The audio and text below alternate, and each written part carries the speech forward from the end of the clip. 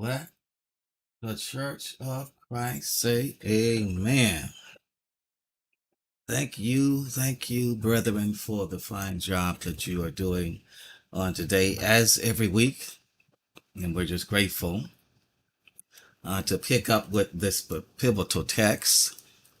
And this will be a lesson that is going to be continued when I'm able to come back from the gospel meeting and the ministry effort that I'll be undergoing over the next several weeks. But I wanted to leave you a little bit more in detail message and add more historical context.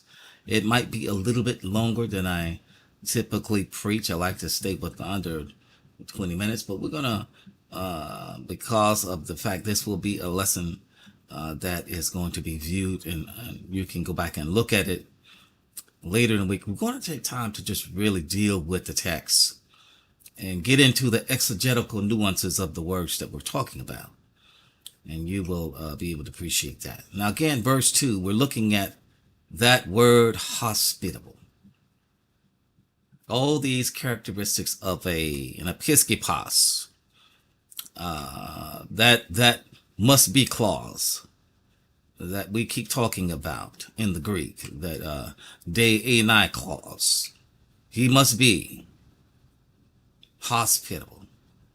In other words, if he was every other characteristic, if the candidate had every trait, but he was not hospitable, he would be disqualified. This is a all or nothing. It's not almost there. It's you either there or you're not. So hospitable is a biblical requirement for leaders in the Lord's church. It is important. Titus 1:8, we see the same charge. But hospitable, loving what is good, sensible, just, devout, self-control. Same idea. What Paul told Timothy, he told Titus. And in Timothy's case, Timothy's congregation already had elders. They just were the wrong kind of elders. Titus had no elders. And that's what Paul was telling him. Verse 5, you set things in order and ordain elders in every place. So they had different assignments, but the same instructions as far as the requirements go. Now, keep in mind, last Sunday, we talked about the question, are you a good neighbor? And the reason why I want to take a moment to just go back and just take a look at this is because, again, we're talking about the good Samaritan text in Luke chapter 10, 25 and 37. And then we raise another question. Who is my neighbor? Say, who is this person we keep talking about? Why is that I need to know who he is? Well, we're trying to redefine our communities. The community today is a violent community. I don't know where you live in America. I can assure you of one thing. Violence is there waiting on you. It could be exclusive. It could have multi-million dollar homes on the block.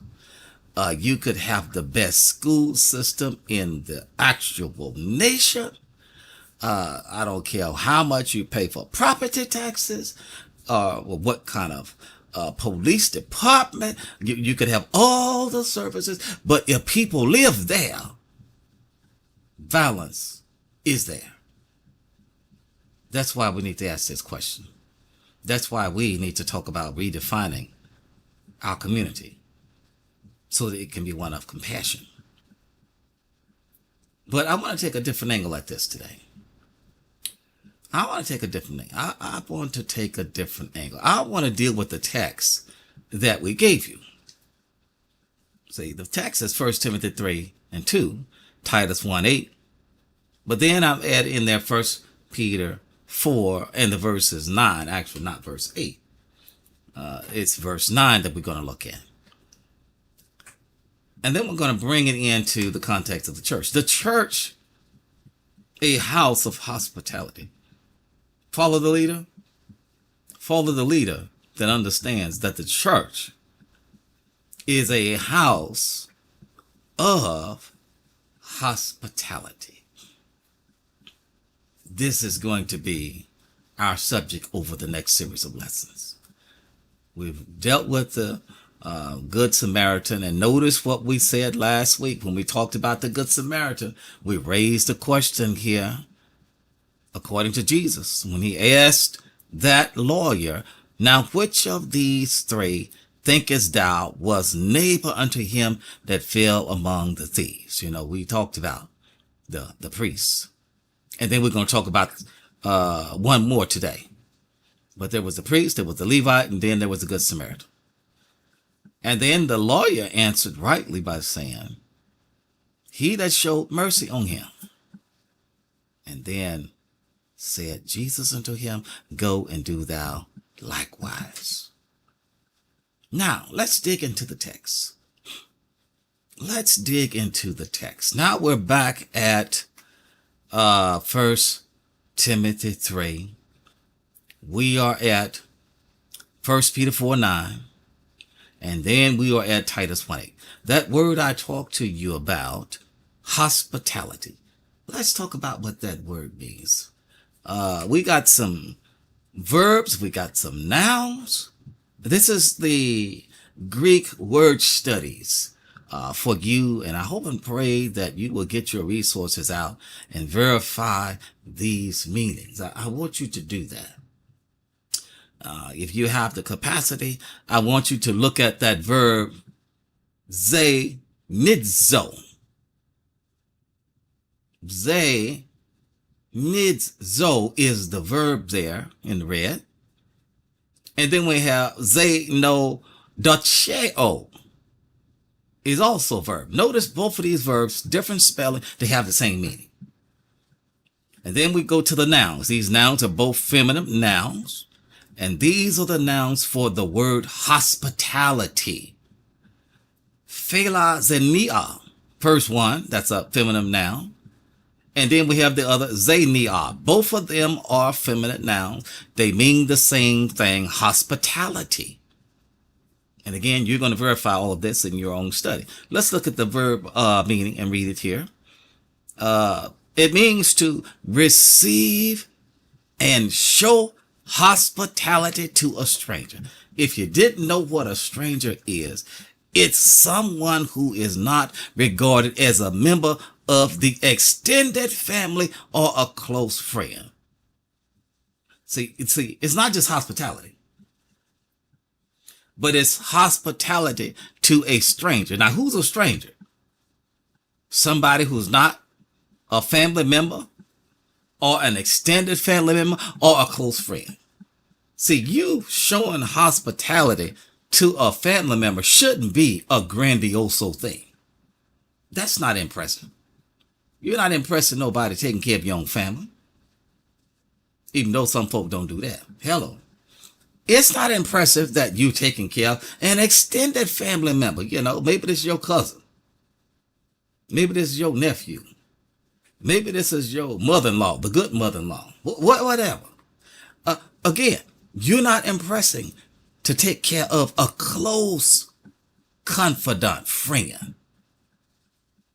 But true hospitality is just that, a person you don't know nothing about. He or she is just that, a stranger. Now, for you to do for them what the Good Samaritan did, that is xenia, hospitality. See? And then again, that verb means to show hospitality, to receive a stranger as a guest. And again, hospitality, the noun, that's the word that we're talking about. You want to study these words.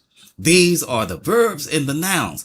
But in 1 Timothy 3, verse 2,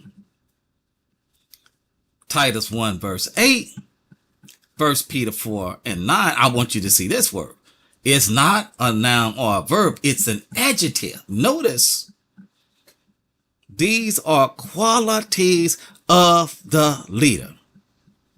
Qualities, they describe who he's supposed to be. That's why this word here, philoxenos, is a different word. Notice that. Philoxenos. Different word. It's an adjective. It's descriptive of the man. He's hospitable. See, not a noun.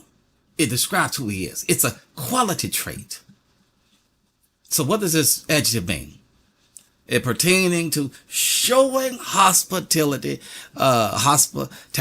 to strangers. In other words, you want to be a hospitable leader.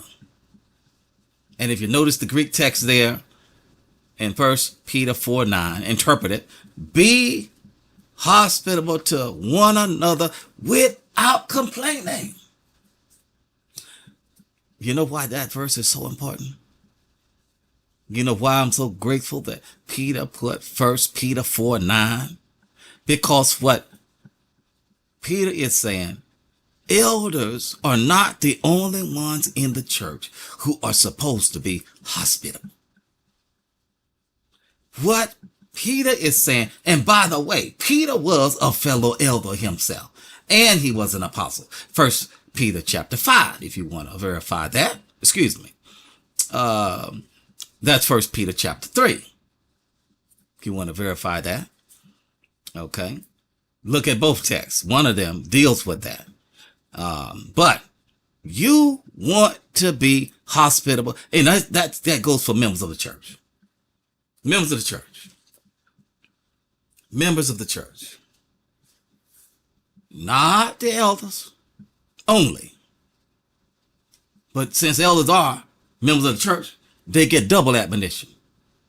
It's expected of them as leaders, but do you know what? Every member of the church. That's why I said the church ought to be a house of hospitality.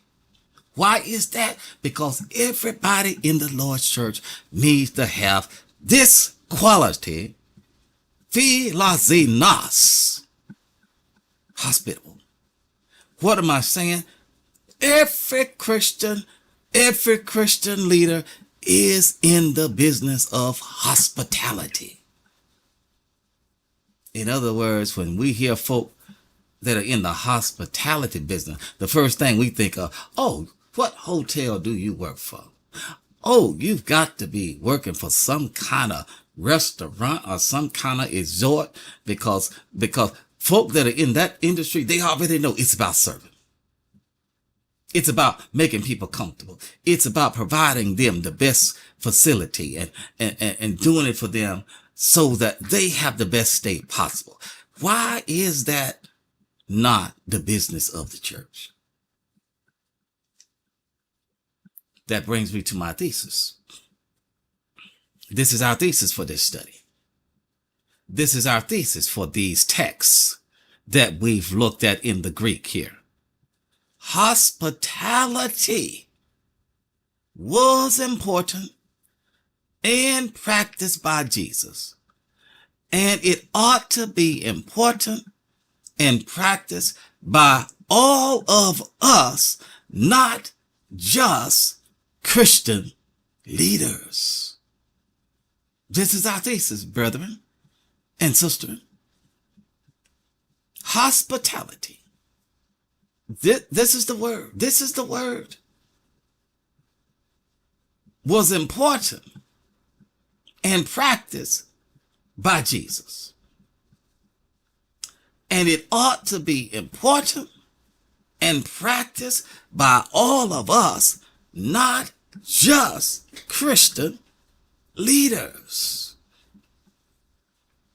Because the reality is, this brings me to the antithesis. See, here's our problem right here. The natural Christian tendency is to delegate the responsibility of hospitality just to the Christian leaders or special families in the church. See, everybody know who the hospitality folk are. They know. They know it's not everybody. Just get it straight. It is not going to be everybody, but everybody know who the hospitality Christians is. They know that when it come time to hospitality, well, you know what? I've delegated that responsibility. Yeah. That's what the elders do. No, that's for that sister over there that got that nice house. She's always keeping preachers and she's always putting somebody in and putting up. She got an extra room and she live by herself. So we're going to let Sister May. Sister May is the sister hospitality. See? Ray and Pookie. Go over there to their house. But you know what? It's a delegated responsibility just for a few. That's the tragedy. Let me deal with that tragedy some more. Too many saints have turned hospitality into a spectator sport where they watch from the comfort of the pews while the same faithful few carry the trays of service. Good God Almighty, I think I just said something. Here's the problem. Here's the problem in the church. Too many church folk have turned hospitality into a spectator sport. They watch it from the comfort of their pews, while the same faithful few carry the trays of service over and over and over again. What a tragedy. What am I saying? We've created hospitality specialists in the church, and if welcoming the stranger was a spiritual gift rather than a universal command. See, it's not just for the folk that have special gift. Oh, he got the gift of hospitality. There's no such thing as gift of hospitality. It's a universal command for all of us. Notice I said a command, not an option. Lord have mercy. Lord have mercy. Lord have mercy. See, we think we talk like this is just an option. It's a universal command. We treat it like it's a spiritual gift, but it's a universal command. We've created hospitality specialists in the church, folk that have mastered how to host and mastered how to cook and have mastered how to make folk comfortable because they keep doing it over and over and over again. And so we know the hospitality specialist, but honey child, that ain't my thing. Well, you don't understand that this is a universal command. See, here's the problem. Here's the problem when you got hospitality specialists.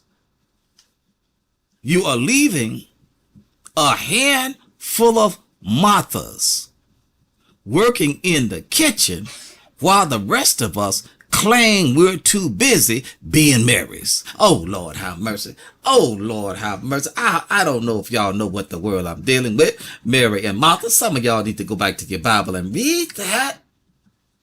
You probably don't know what the world I'm talking about. See, we got too many Marthas. See, working in the kitchen.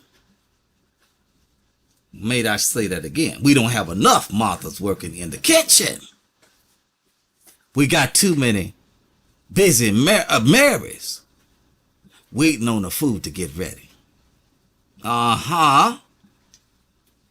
In other words, the church has fashioned an unwritten hierarchy of hospitality where we've convinced ourselves that certain families have been divinely appointed to perform the sacred duty of welcoming tables, while the rest of us enjoy the blessing without bearing the burden. Lord have mercy. Lord have mercy. I hope I'm making sense tonight. I'm trying to help you to understand the church ought to be a house of hospitality. But do you see what? You see what the problem is? We got a situation that's set up where to perform the sacred duty of the welcome table is just for a few. But the rest of us, we enjoy the blessings without bearing the burden. We want the benefits of hospitality, but we don't want to practice it. Oh, I think I said something. I think I just said something. I think I just said something. You see, everybody want the benefits of hospitality, but child, I'm too busy for that. Girl, don't call me. I don't want nobody in my house. My house is special. I know you haven't said that. I'm talking to those other folk. See, we have rewritten Romans 12 to say, let the pastor show hospitality. Instead of what it says, practice hospitality. See, you're reading the wrong translation. You're reading the wrong translation. Your translation say, let the pastor show hospitality. No, you got the wrong Bible. What it should say is practice hospitality. See, here's the problem. You're treating God's command as if it came with exemptions for the busy, the timid, and the comfortable. We don't let it be said in your church that we've got a welcome sign on our church doors, but locks on our heart doors. I believe I said something. Don't let it be said when it comes to hospitality in your church. We've got a welcome sign on our church doors, but locks on our heart doors. Don't let it be said.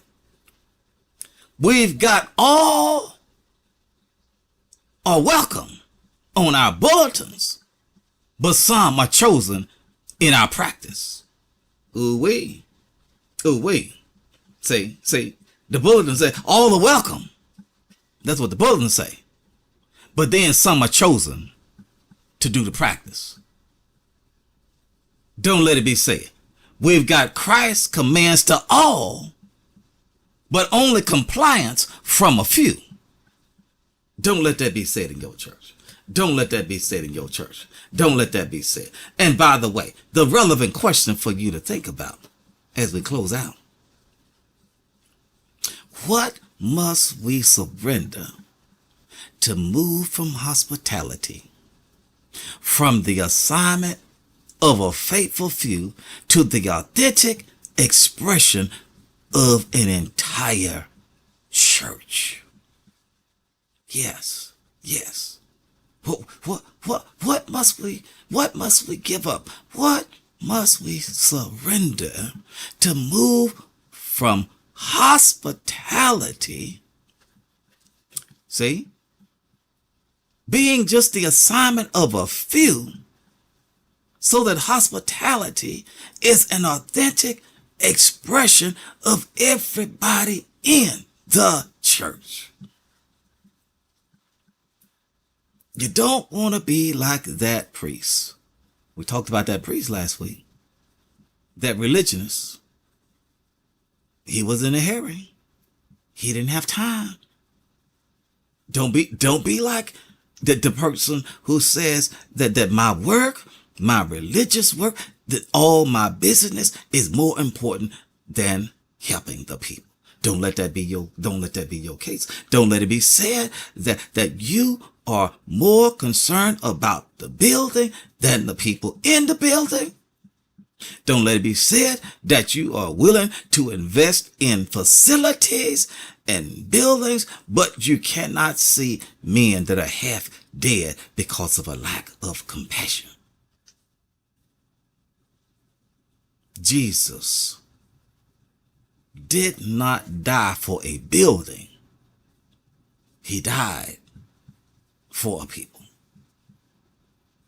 And until the people are as important to us as they are to Jesus, we will just make the mistake of valuing things over people. The Good Samaritan model.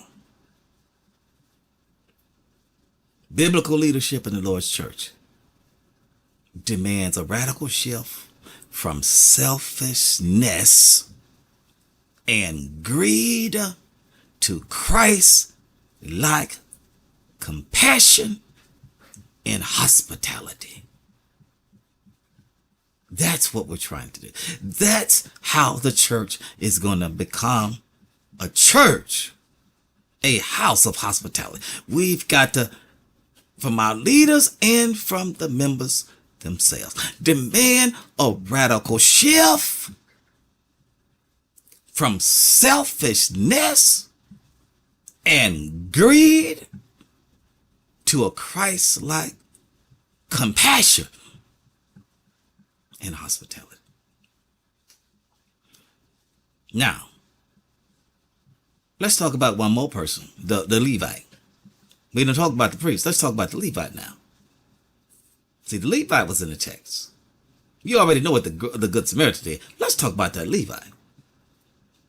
Now, the Levite placed safety over compassion. Notice what the text said. The Levite went over there.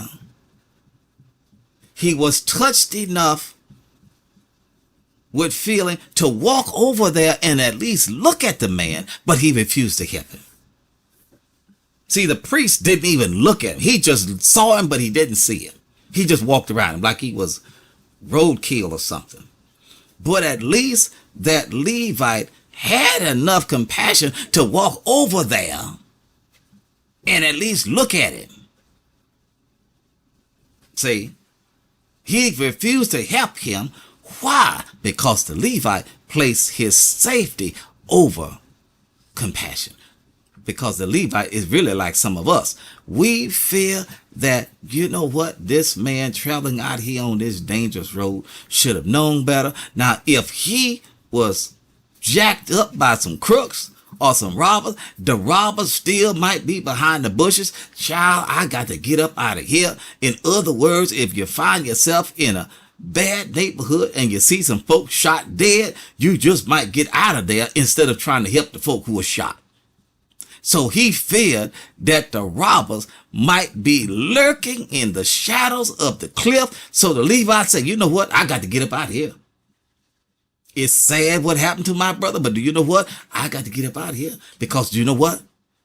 Ain't no need no for us to end up being dead. Somebody got to live and tell the story. What happened?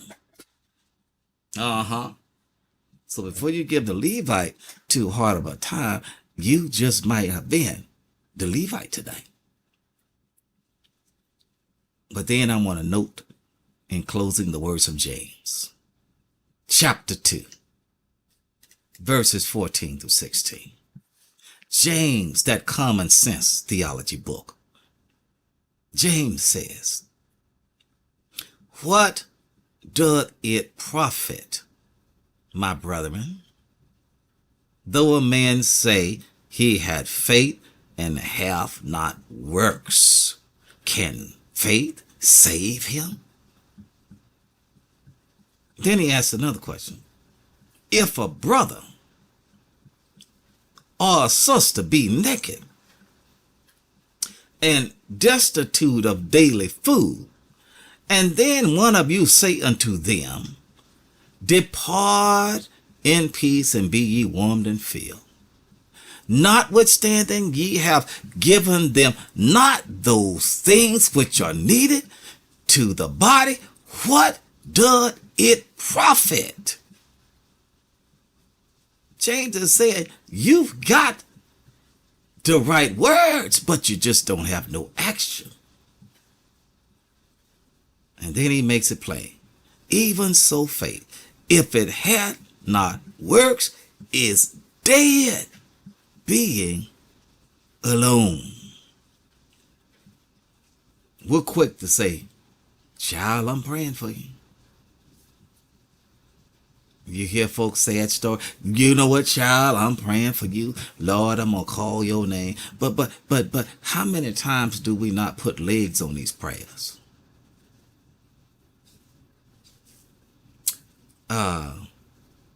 Somebody say, put your money where your mouth is. 1 John 3:17-18. John says, but whoso had this world's good, and seeth his brother have need, and shutteth up his bowels of compassion from him, how dwelleth the love of God in him? Oh, Lord, have mercy. Now you over there talking about, Lord, my brother, I love you, but you see him in need. You see him destitute. You see him naked. You see him struggling. And God has blessed you with the means and the availability, but you are lacking in compassion for your brother. How you going to talk about, I love my brother? And when we start looking at texts like this, what we need to remember is God blesses you as long as he can bless through you. Oh, Lord, have mercy. No, see, your problem is when you bless, the blessings don't go nowhere. They just stay with you. That's the problem. But God blesses you so he can bless through you. In other words, you want to be a blessing pipe that the blessings flow through, not be something where the blessing is blocked. In other words, are you a blessing blocker or a blessing provider? Folk are blessed because of you, or are you a person that blocks the blessing because you just are selfish and lacking compassion? Don't be surprised if God fixes it so that one day the people you look down on, you just might have to look up to. God can flip the script. And I tell you what,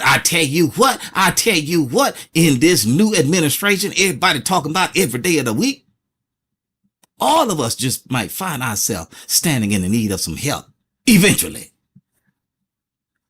Lord, I know you got your 401k now. You got your 101k. I forgot. It ain't no 401 no more. It's a 101k. I know you got that pension. I know you got that good government job right now. But do you know what? I thought to say 6 months, but 6 days from now, you just might be standing in the need of sure enough help. And John said, my little children, let us not love in word, neither in tongue, but in deed and in truth. Who is my neighbor? Redefining compassionate community. Why? Because I want to be God's leader in the church that's a house of hospitality. That's the word for today, y'all. Thank you for your attention. And I look forward to this conversation at the next time. Amen.